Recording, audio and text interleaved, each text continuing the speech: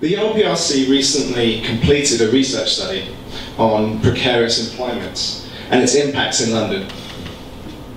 Precarious employment is defined as non-standard employment. But if things continue the way they've been doing, we won't be able to call it non-standard for much longer.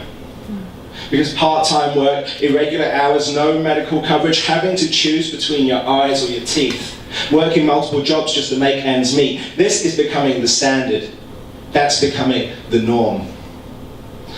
Finally, in Ontario, we're seeing long overdue improvements to minimum wage and labour laws. But all they do is cover up the flaws of a labour market that ignores human dignity and the right to live here simply, without fear of being homeless or hungry.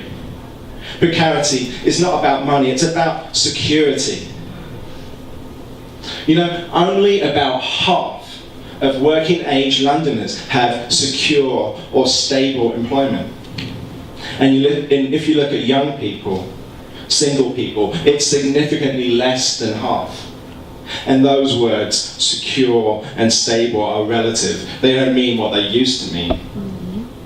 You might hear people say that London's unemployment rate has gone down to pre-recession levels, but unemployment rate doesn't take account of what types of employment working Londoners are engaged in. People in precarious jobs don't just lose out on wealth, but on physical and mental health. They're dissatisfied, anxious, angry, depressed, family lives impacted due to untold stress. 1 in 3 feel that uncertainty regarding their employment directly impeded their ability to do things with friends and family. 1 in 3. While GDP increases ever so fast, the gap between haves and have-nots gets ever more vast. Only about half of working-age Londoners have secure or stable employment. And London's employment rate, so the working-age people who actually have jobs is lower than the provincial or the national average. Precarious work has a negative effect on health and quality of life. And we saw that there's a strong correlation between precarious work and higher levels of depression and anger, that it has a direct impact on family life, impeding workers' ability to do things with their families. So the growth of poor quality jobs is negatively affecting the quality of our health and the quality of our relationships. Low-wage work with no benefits, unwanted temporary or part-time work, unsafe working conditions. These are all symptoms of how people and their labor is being devalued. Because what liberal ideology tells us, or liberalism, if you work hard enough, if you invest in your education, then you will get there. If you're not successful, sorry, it's your fault. But we all need equal opportunity. I felt that like being a minority at the workplace, sometimes I feel that my voice wasn't heard. And even the employer, like it's been more than 4 months, or almost 4 months now, ever since I quit my job, and I asked certain questions regarding my work harassment by the manager, but nobody's ever got back to me yet. You know, one thing they never say when you're receiving an education is that you're going to most likely be moving into precarious work.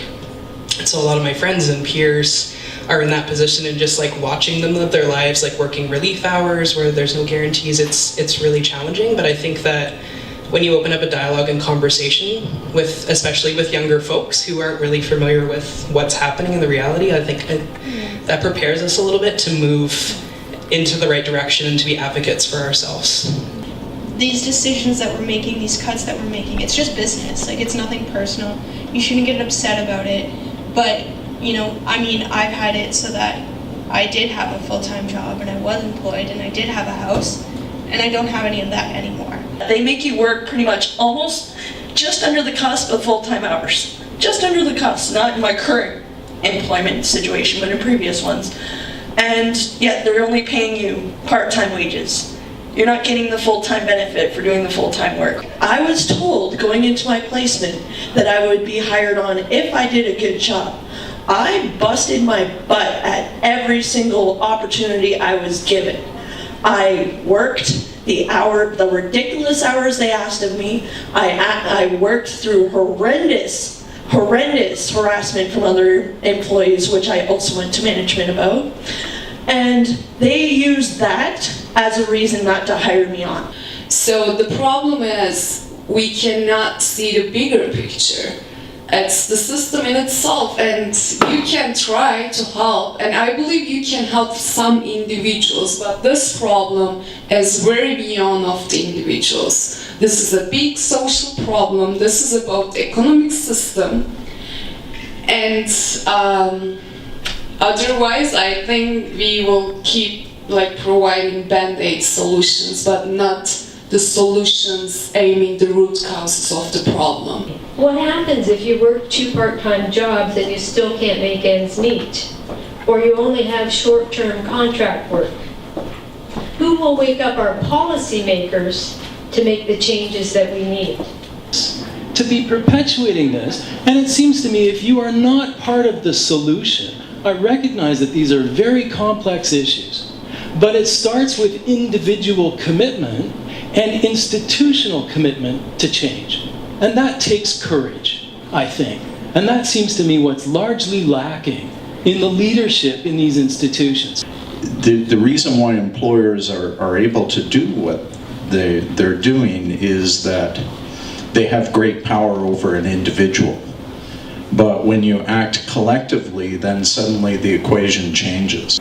You know, as a society, we've moved in this direction of precarious work, and it's going to take a lot. I certainly agree. It's not just one level of government, it's not just one group, it's not just one solution. There'll have to be a whole combination of things that have to happen. So it took a long time for us to have to just simply accept that this is the way it is, or the way it has to be, that we can do something. And it's not easy to do something, but we're doing it. We're doing it. One really important point was it can be hard to speak up at a bad job because it's not safe. You can actually sabotage your future. We heard that the problem is not about individuals. We need to change systems. We need to change mindsets. We heard through many different stories that we are living through a time of profound economic transition, but the policies and the other systems in which we live are not transitioning fast enough. Not fast enough to protect people and not fast enough to create opportunities. I think I heard many of us saying that we owe our youth a future, that we can't let this continue. And I heard many offers at solutions. Worker co-ops, act collectively, use our power as consumers, the power of conversation, and focus on distribution. I think without a doubt we are the Mark Twains of today, so thank you very much.